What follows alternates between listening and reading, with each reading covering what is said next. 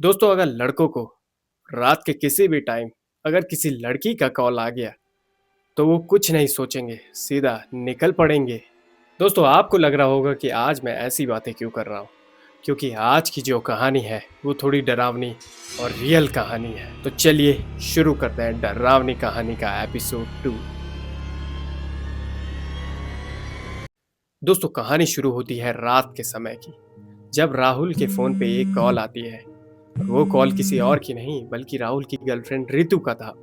वो दोनों अक्सर रात में बात किया करते थे, आपको तो पता ही है, गर्लफ्रेंड बॉयफ्रेंड। तो जैसे ही रितु और राहुल की बात चल रही थी, रितु ने राहुल से कहा कि आज मेरी तबीयत खराब है लेकिन मैं जल्दी सो जाऊंगी।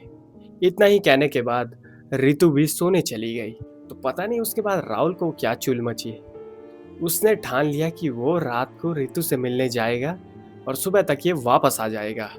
दोस्तों, राहुल थोड़ा मंदबुद्धि टाइप का भी आदमी था। उसे लगा रितु खुश हो जाएगी, बेचारा केयरिंग पर्सन भी था ना। दोस्तों, उसके बाद राहुल रात में प्लान बनाता है। घर वालों के सो जाने के बाद वो निकल जाएगा और रितु उससे 90 से 100 किलोमीटर की दूरी पे थी। दोस्तों, आपको प्लेन एरिया में ये डिस्टेंस मतलब सीधा लगता है, लेकिन पहाड़ी एरिया में 100 किलोमीटर बहुत ही दूर लगता है। जैसे ही थोड़ी रात हुई, राहुल के माँ बाप भी सो गए। राहुल ने चुपचाप अपने कमरे से अपनी चाबी उठाई, हेलमेट उठाया और चुपचाप अपनी बाइक उठा के निकल गया। लेकिन दोस्तों, पहाड़ी इलाके में रात में रास्ता तो खाली रहता है लेकिन बहुत ही डरावना भी हो जाता है। और राहुल उतनी रात को अकेले ही चलने वाला था। लेकिन दोस्तों, यहीं पे आता है ट्विस्ट। जिस हाईवे से राहुल निकलने वाला था, वहीं उस हाईवे पे 2 दिन पहले एक गाड़ी का एक्सीडेंट हुआ था, जिसमें 3 पैसेंजर थे। उनमें से 2 पैसेंजर तो बच गए और एक पैसेंजर की ऑन द स्पॉट डेथ हो गई। क्योंकि दोस्तों, जो गाड़ी क्रैश हुई थी वो हाईवे के बगल में ही पड़ी हुई थी और राहुल अपने मंजिल पे चलता रहा। वो मतलब ठीक ठाक स्पीड में था रात को, क्योंकि रात को अकेले ही सुनसान वाली रोड पे था। तो उसने भी मतलब ठीक ठाक खींची हुई थी गाड़ी। और दोस्तों, ये मतलब नॉर्मल रात की बात नहीं है, ये आधी रात के बाद की घटना है। दोस्तों, जैसे ही राहुल क्रैश वाली गाड़ी के नज़दीक जा रहा था, उसने गाड़ी हल्की हल्की स्लो कर दी।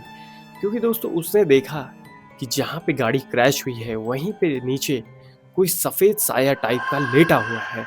और दोस्तों, जैसे ही राहुल गाड़ी के नज़दीक पहुँचता है, तभी वो साया सीधा राहुल के सामने खड़ा हो जाता है और राहुल का रास्ता रोक लेता है।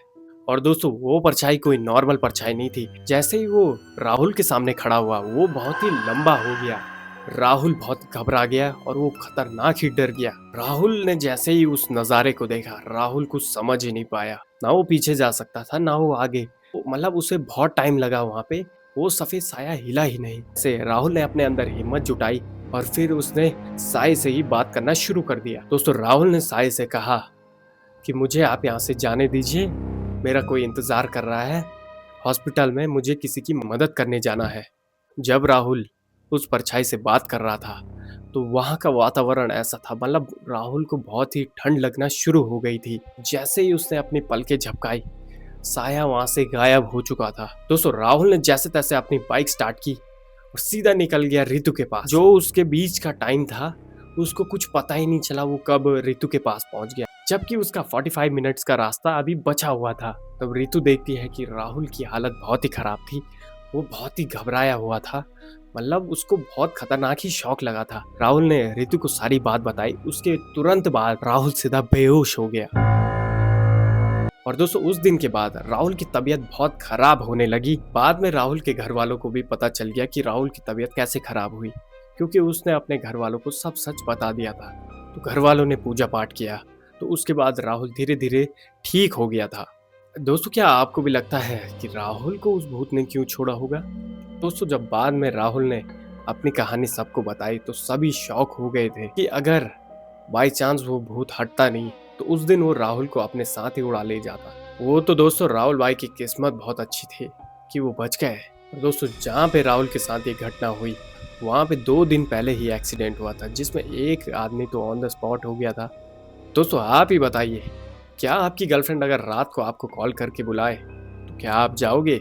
मुझे कमेंट में ज़रूर बताना। दोस्तों, आपके पास भी कोई डरावनी या हॉरर स्टोरी होगी जो मेरे लिए काम आ सकती है तो मुझे ज़रूर बताना और वीडियो को लाइक करना मत भूलना।